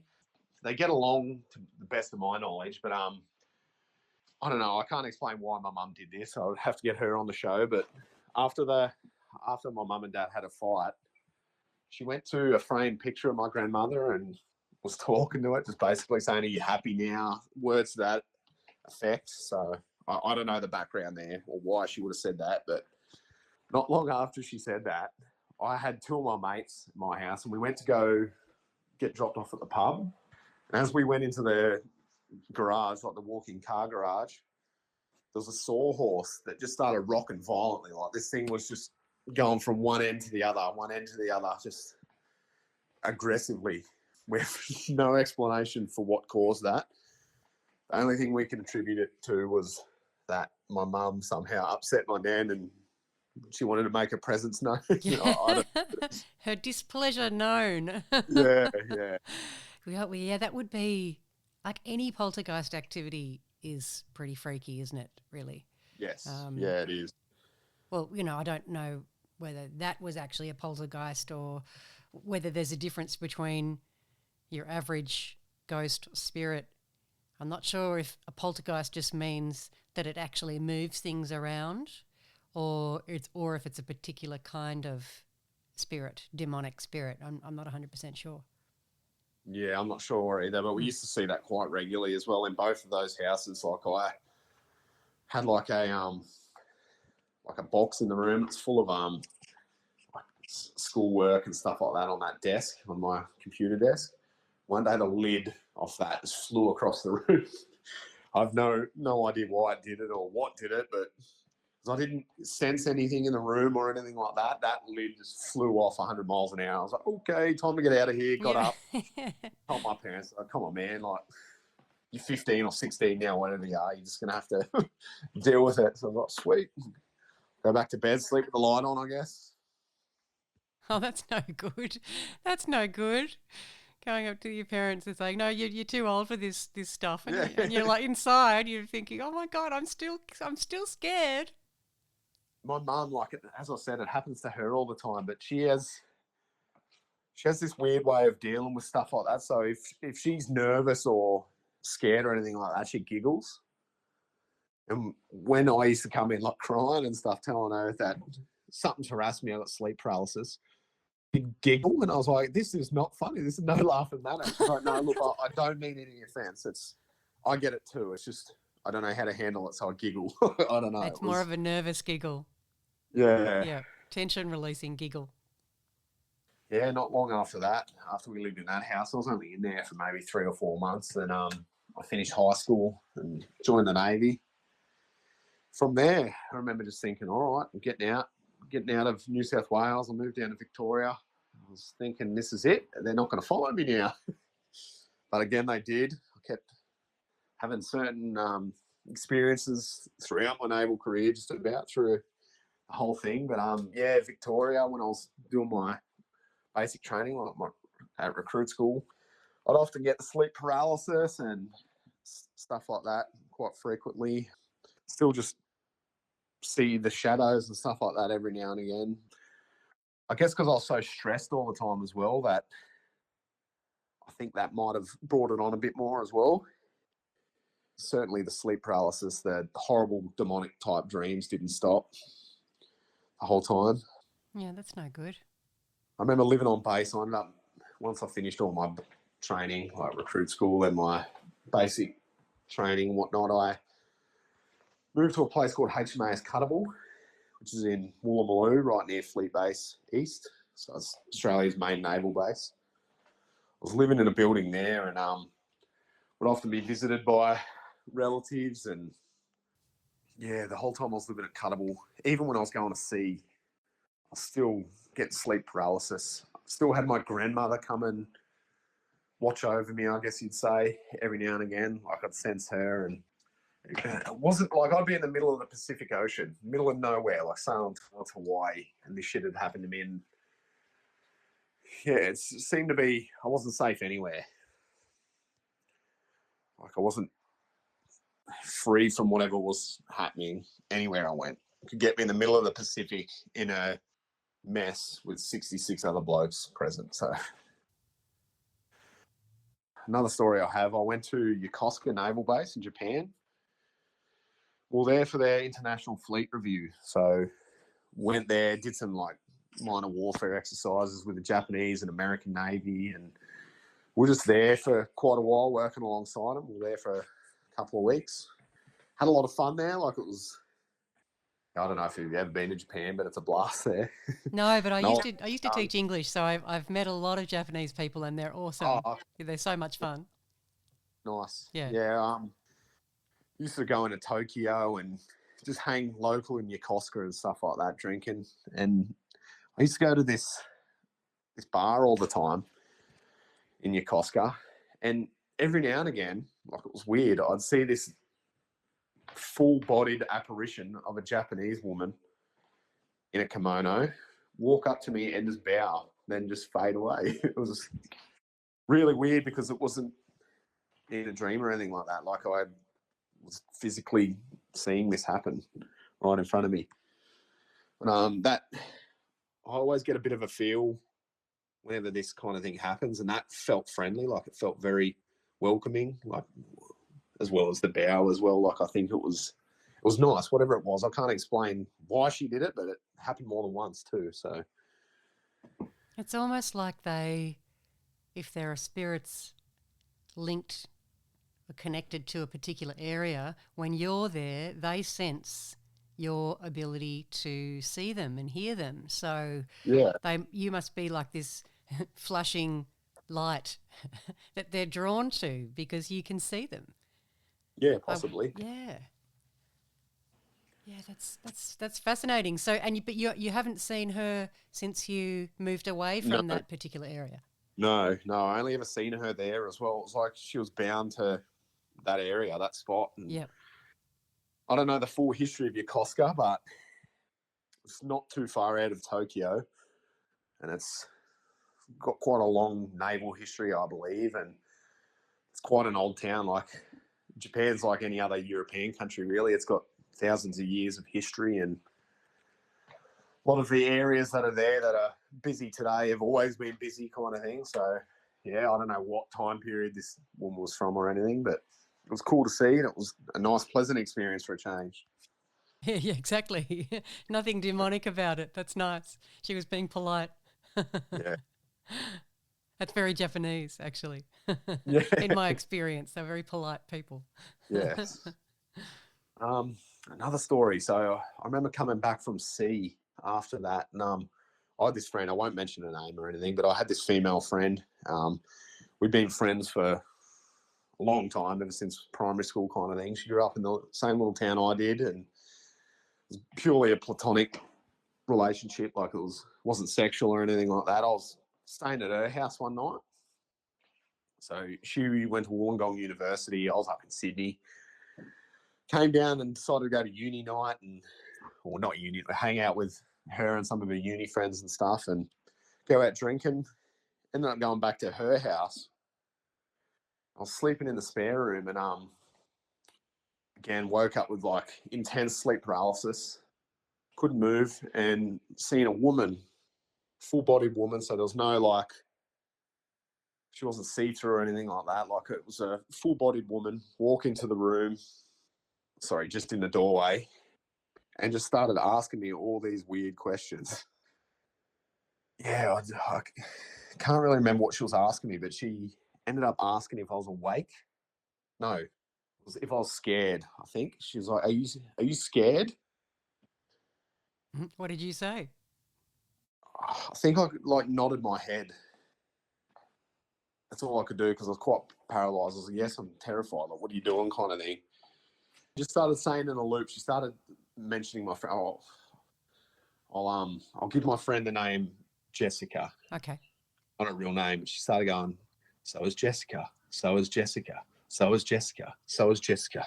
In a loop that lasted for like 2 minutes. And all I could do was sit there and blink and like try and move my head kind of thing. And this just went on for a good minute or two. And I don't know why whoever this was did that, but I ended up coming to and she was gone. In the morning, I ended up saying to my friend, I was like, look, I don't want to scare you. Have you ever had anything ghostly happen? She's like, shut up. I don't want to talk about it. I was like, we need to. Like, this is what happened to me last night. And she just started crying. She's like, please, I don't want to talk about this. I was like, have you seen her too? She's like, yes, I've seen her. No, sorry, she hadn't seen the lady or anything, but she'd had experiences where she'd had like electric toothbrushes turn on by themselves. She had like things in the house throwing stuff around, doors opening by itself.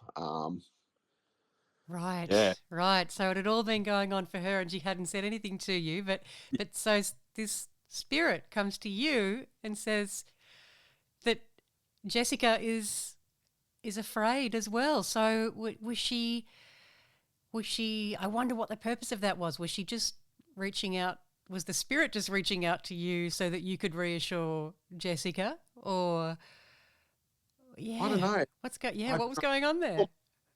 Almost seemed like she wanted us to be scared. I know that sounds weird, but Right. I don't know. I really don't know. I have no explanation for it. And She could have been. Sorry, go on. My friend Jessica just didn't want anything to do with it. She was happy. She said that she'd been having these experiences, but that was it. Like, didn't want to acknowledge it any further. So, yeah, right. And have you spoken about it since then? I think we did because this was quite a long time ago. I would have been about 21 at the time. I'm 31 now, so let's say 10 years ago. I do remember talking to her about it afterwards. She's like, "Oh yeah, that was pretty scary." But she's since moved from Wollongong and stuff, and it hasn't followed her or anything like that. So I'm no longer in touch with her now. But it's something I could always message her and find out about. But Oh yeah, if you happen to want to, it'd be interesting to talk to her. But yeah, no big deal if that's not something you want to do. I should mention as well, there was a girl I went to school with that died. I won't say how she died or anything like that, but I'd often see her in my dreams. She lived close to where I lived when I was in the bush. Like, it was as the crow flies, like, let's say 5 kilometres kind of thing. We were pretty good friends early on at primary school, but after that, I'd say it was the opposite. Like, we were mean to each other, if anything. So it was a little weird. But after she died when I think I was living at Cuttable at the time. So I was, let's say, 20, 21. She died, and I started seeing her in the dreams all the time. And she just randomly rock up in my dreams. I don't know why, but I have like out of body kind of experiences, like astral travel experiences, where I go back to that house in the bush and don't do anything in particular. But I remember walking around that house once and feeling like the moisture on the ground on my feet, like it was that realistic. And sometimes I'd see her and talk to her and stuff like that. We were never great friends or anything, so I have no explanation why I'd be chatting to her, but that's what happened. And every now and again, I'd wake up and I'd be like, "Oh, my feet are freezing." I was just walking around in water, like it was like I got snapped back into my body, if that makes sense. Yeah, yeah. Astral traveling from the sounds. Yeah, definitely. Yeah. I had quite a few experiences with that. Okay, so what's the next story? All this was still going on, still having all the sleep paralysis, still being visited by something dark, in my opinion. Like, it was going on for years and years. By the time, I think in 2013, I ended up getting posted at HMAS Albatross in Nowra. So not far from where I grew up as a kid. It was in the Shoalhaven area. So I ended up, I didn't meet her. I knew my ex-wife since we were kids, but developed a relationship with my now ex-wife at the time. So we moved in quite quickly. This was still all going on, and I was lucky at the time. She was very supportive of it all. So she was a believer in spiritual world. Like, she had quite a few experiences growing up as a kid. Nothing to the same level as me or anything, but had certainly seen spirits before. So she got it. She understood. Whenever I had sleep paralysis, sometimes she'd be present and awake while I was experiencing this, and she'd rock me like awake kind of thing. Like, she would notice that I'm having this. It was like I was having a seizure almost. Like, my eyes were open and I couldn't move. It was like, yeah, just being paralyzed. And she'd shake me and be like, "You need to wake up, wake up, wake up." And sometimes I'd come to, sometimes I wouldn't. But yeah, this would happen with her in the room, regardless or not. I remember one extreme sleep paralysis event I had. She was in the room asleep next to me, and I couldn't wake her up or anything. Not that she would have been able to help, but I was asleep, woke up, was paralyzed, and seen just like a black cloud, like just a big black, smoky kind of haze come through the door. And this thing had a mouth, like a disgusting pale mouth with teeth in it. It looked like the Dementors off Harry Potter, like their mouth. Yes. And it came into the room, hovered above me, and it was doing a similar thing to what Dementors do. Like, I could see like an aura of some kind coming out of my body into its mouth. It was like it was Right. sucking away my energy or something. Like, it was terrifying. I couldn't move. It didn't hurt or anything like that when it was doing it, but it felt wrong. Whatever it was doing just felt bad. Stealing your energy. Yeah.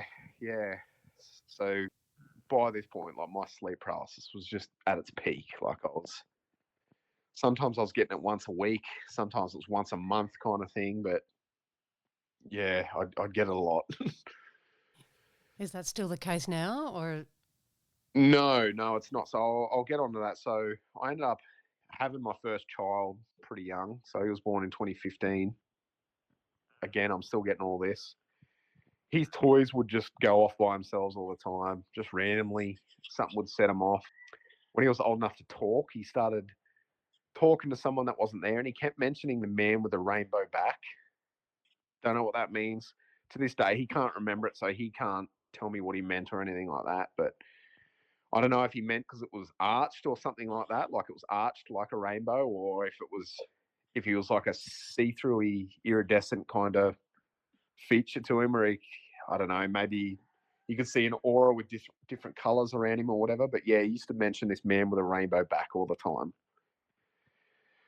So yeah, he used to wake up crying, saying that someone was touching him in his sleep, and like someone was standing over him, and that kind of thing. So Oh, this was scary. yeah. So we had a midwife. We used to have like midwives come and visit the house afterwards, and like community nurses come and visit and do his weight and stuff like that. And it's basically just when you go to get like immunisations for your kids and stuff, they'd come to our house and do it. And every couple of months, they'd want to see him and stuff like that. But anyway, even one of them, with what he was talking about, was like, you should put holy water. We're not religious people or anything, but she mentioned putting holy water in the room and saying that she felt something dark around him. This was just like a midwife. This wasn't. Right. Yeah. How unnerving. Yeah, so I could tell my son, poor little bloke, was copping it like I used to, which he still is to this day, 7 years later. So, but yeah, he started getting all this, and one particular time, this is kind of what brought it to an end. I was at my parents' house. Can't remember what I was doing there, but this would have been about 5 years ago now. I was at my parents' house, asleep in bed with my then wife, and he would have been about two, I'd say. So he's two at the time, my son. And I just, for whatever reason, got up in my sleep, in this dream, got up and walked out into like the open lounge room that my parents had. And there was a couple of steps that went up to the lounge room. So it was like a split level kind of thing. I walked out and just seeing this person. Wasn't anything, how do I put it? He didn't look demonic of any kind. It looked like a man in his early 20s sitting there. As soon as I walked out, his head snapped. It did that same head snap as that tall figured cloak from years and years before. Snapped his head around, locked directly onto me, like his eyes just looked straight into mine, and just started saying the most horrible shit ever. So I'll give you an example of stuff he was saying that I can remember. He was saying he was going to fucking kill my mum. He was going to rape my wife. Just the most obscene things ever. Like it was very off. Yes. And it got to the point. How awful. Oh, yeah, it was terrible. But it got to the point where I'd been putting up with this shit my whole life and been terrified.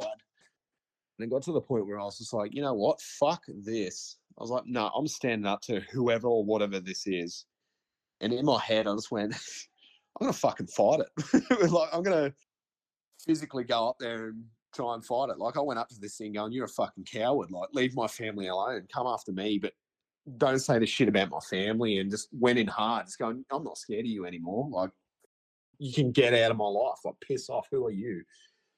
And everything just started shaking. Like, it was like there was an earthquake. Everything started shaking. Like, I felt this buzzing in my head, like I was vibrating.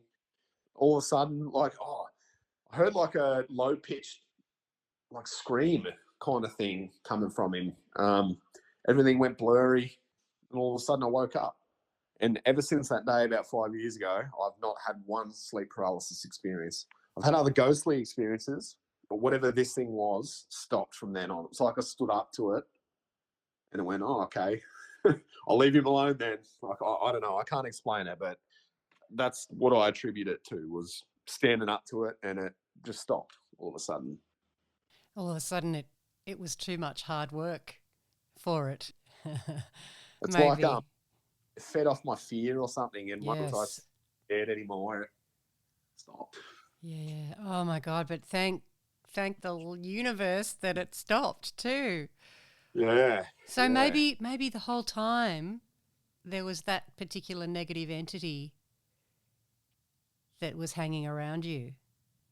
Do you think it was? Do you think it was like, like an attachment, something that was Yes, yes, particularly attached to you and was just feeding off you? yes. I believe it was because again, my mum's a tragic for going and seeing mediums and getting like tarot card readings and stuff like that, and she did that a lot. And they used to all say to her, your son's got something dark around him, like there's something that's following him. It's got an attachment to him. And those He's, attachments, something I learnt the other day was that they can be passed down from mother or father to child. So you can have an attachment that goes back through your ancestral line and just attaches itself to children that are born. yeah, okay, that's not a nice thought, is it? No, no, it's not a nice thought. That was Which, I mentioned to you in my message, the shamanic healer that I spoke to. He yep, spoke to me about that. yeah, The okay. shamanic healer who's also an exorcist. So we had a long Oh talk wow. about this stuff. Yes, he's had some amazing, scary dealings with entities that didn't want to be exorcised. Oh wow, yeah, okay. That'd be Yeah. cool to hear some of his experiences. Yeah, well, he's going to come on a future show. We're going to have another conversation or two to work out what he wants to talk about. But yes, definitely, I'd love him to come and share some of those exorcism stories because they were pretty cool. But that was what I thought maybe might be something for you and your boy to maybe have a session with him. Maybe it's totally up to you, but Yeah, I know. That sounds good. Yeah, yeah. Anyway, we can talk about that later. I'd certainly be happy to do something like that. Yeah. He's. I mean, I've only spoken to him just the once, but it was a 4-hour conversation, and wow, Oh wow. it was amazing. He did a healing on me, and I feel better than I have done in a very long time since then. So Oh, good. I think I had something negative attached to me for quite a long time, and through my mum and my ancestral line on my mum's side. Yeah, okay. Wow. Yeah. That's So good that he helped you out with that. yes, yeah, absolutely. So I'll give you his details later, and if you feel like it, maybe get in touch with him and book in a session with him, and then you can tell him all about what you've just told me, and Yeah, he yeah, he please. That'd be great. he'd probably know what to do. Particularly if your son is still getting Yeah, scary stuff happening, that's you want to stop that. yeah, yeah, definitely. I can talk about that now if you're happy. Yeah, What he's experiencing. yeah. So tell me what's been going on with him. All right. So yeah, as I mentioned, he was How old is he? he's 7 He's now. 7. Yeah. He kept seeing this man with a rainbow back and had all these other experiences where he was saying people were touching him while he was asleep and standing over him and whatnot.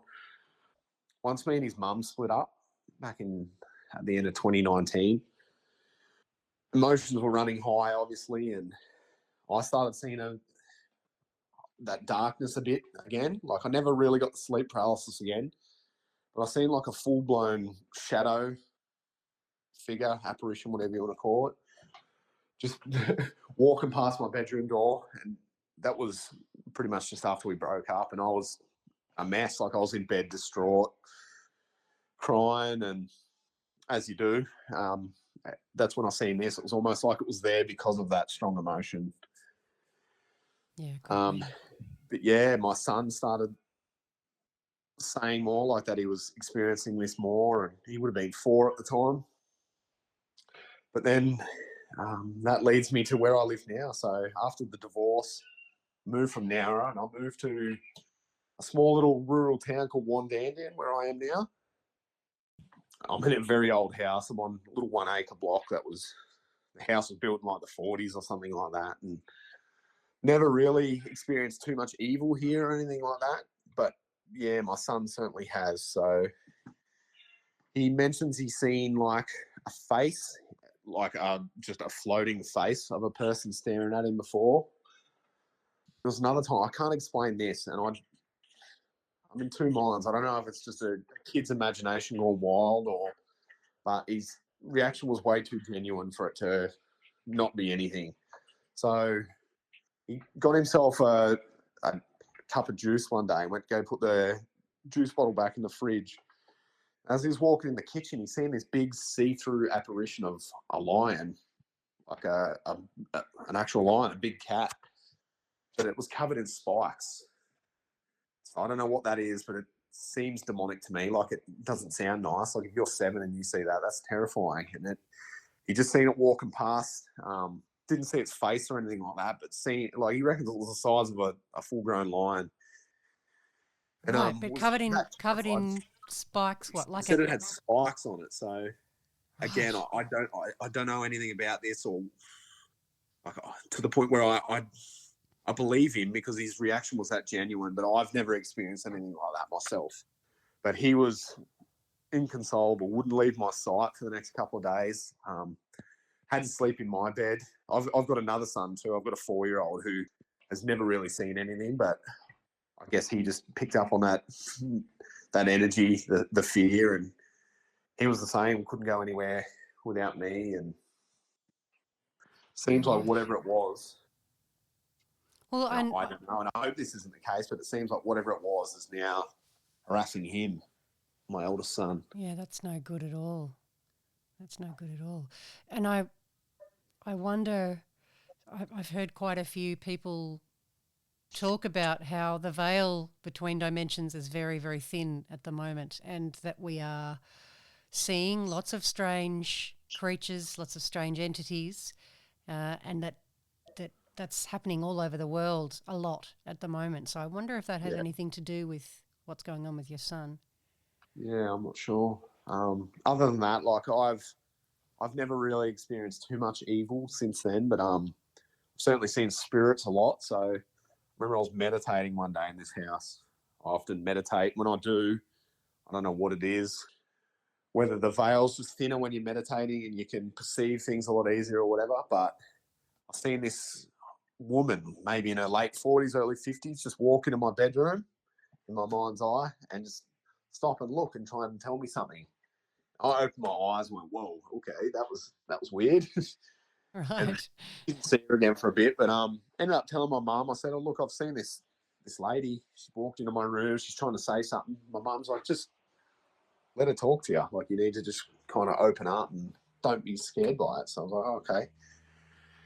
Happened again. She walked into my room. Another time I was meditating and try and talk to me. Again, I couldn't hear what she was saying, but she was showing me her arm, and it was covered in like sores, like big open sores. And I started seeing, like, just in my mind, like a needle being plunged in an arm.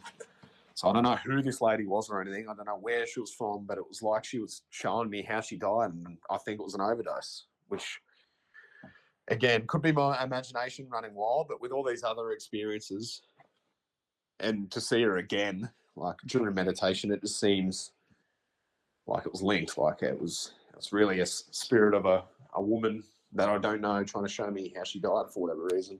Yeah. Yeah, lots of things happen when you meditate. From what I understand, you open the third eye and can astral travel, can be open to other realms. Yeah, definitely. Thank you so much for sharing all of those stories. I reckon we could probably talk for another couple of hours. Oh, definitely. Yeah. I'm sure there's a lot I've left out that I'll end up thinking about and kicking myself, but Oh no, well, as I said, we can have another conversation at some point in the future, and you can share more of those stories. I would love to hear more of those stories. So yeah, if you remember something that you forgot to mention, just make a note of it somewhere, and then when we can reconnect again and have another chat, you can tell me about that. yeah, absolutely. Sounds good. Well, thank you very much for having me. I appreciate it. That's And, wasn't something I thought I'd ever talk about publicly, but Oh, I'm so glad At the you end of the did. day, yeah, these experiences happen to me, and I enjoy listening to other people's experiences. So I thought I should share mine. Absolutely. And you know, by sharing and by coming forward, it you, you'll probably be giving an incredible amount of reassurance and comfort to people who've got these things happening to them and don't know what's going on, or they're really frightened and they don't know what to do and they don't know who to turn to. Having someone share stories helps people not be so afraid, and also maybe might help them come forward and share and feel not so alone. Thanks so much, Ben.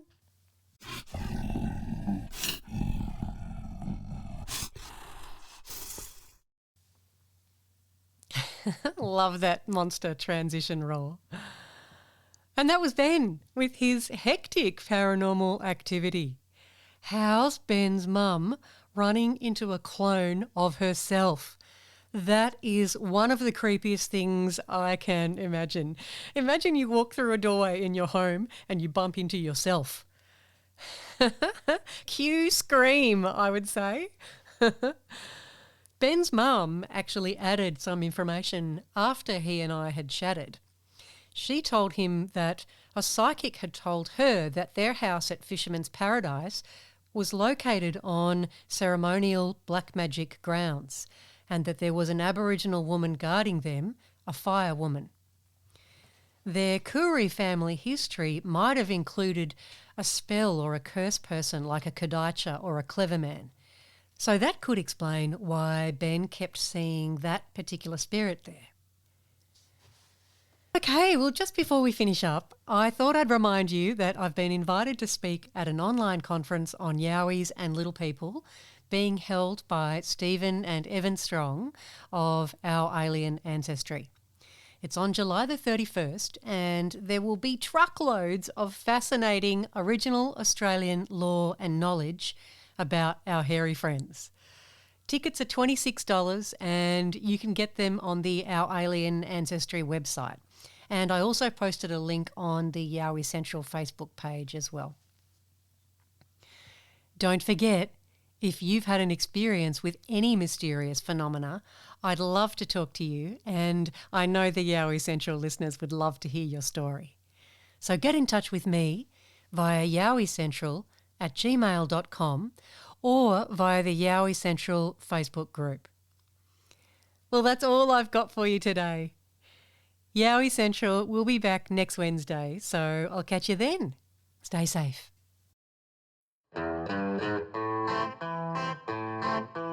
Out in the cold, out in the dark, something's lurking at the edge of the park. People be warned, people beware, there's a storm on the rise and it's covered in hair. Hear him cry, hear him howl, looking for someone to disembowel. Claws like a hook, eyes like coal, feet so big they're gonna crush your soul. They call him Sasquatch. Can't see under the darkness behind the tree. Is he a monster? Is he a man? Is he a demon under Satan's command? Hear him cry, hear him howl, looking for someone to disembowel. Claws like a hook, eyes like coal, feet so big they're gonna crush your soul. They call him Sasquatch. Yeah!